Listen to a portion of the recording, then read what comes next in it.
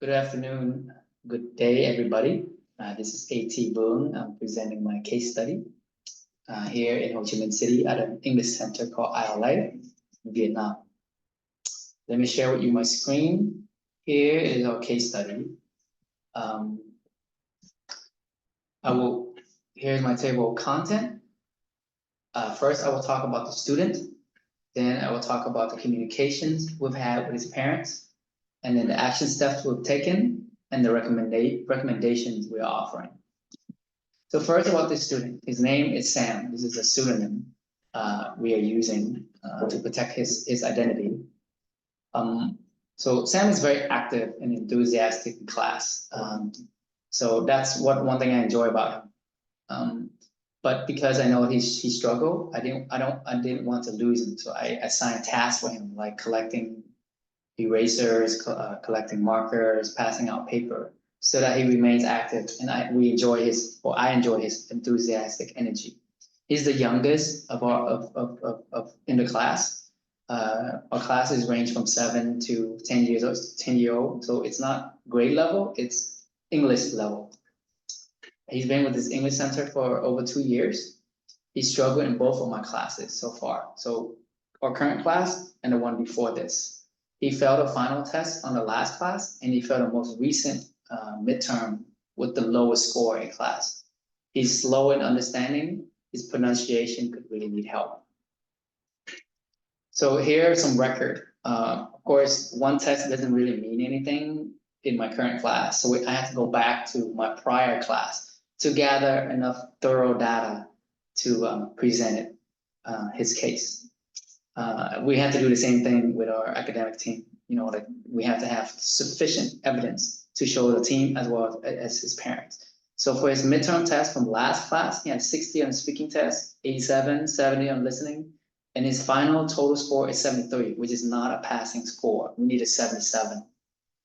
And then the Cambridge test, which is not all that important, this is just a practice test. You have to take it outside the center to make it official. But Cambridge tests generally are pretty hard. So as you can see, he didn't do well as well, listening and reading and writing. And then for his final test, so for his midterm test, I was not the teacher. For his final test, I was the teacher. And here are my comments. I'm not going to go over details. I tested him on his speaking. He scored 36 out of 60, which gives him 60% total.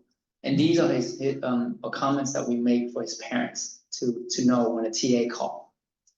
So his end of course test, he had an 83%, which is passing, right? But his course total is 76 because of his midterm he failed. And also, we also count a project, like the PBL project, and his final test. We also do various formative assessment in class, but we can't really, there isn't a data drive to collect. So what we have is just project, midterm, final, homework, participation, and several other factors. All right, and so moving on to my current class, his speaking, he did decent. Those are my comments again, and showing his mistakes. But he really struggled in the listening and grammar tests, which explains why he scores close to 60%, which is the lowest in the class. And then here is just the rubric we need to go by.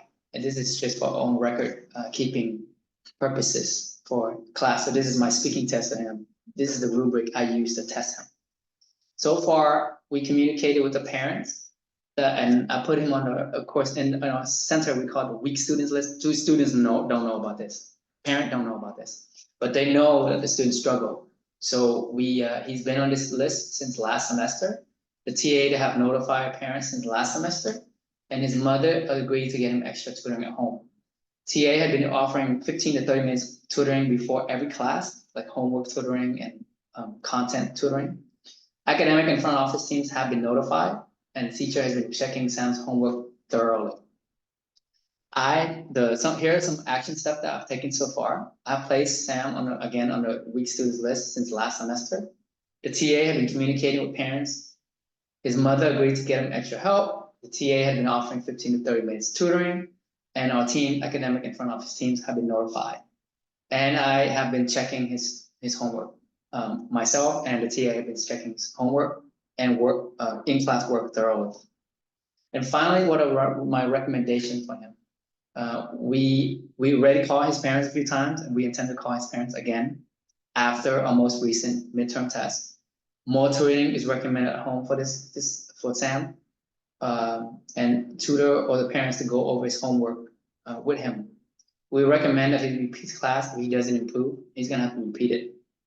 The TA continues offering 15 to 30 minutes tutoring before every class.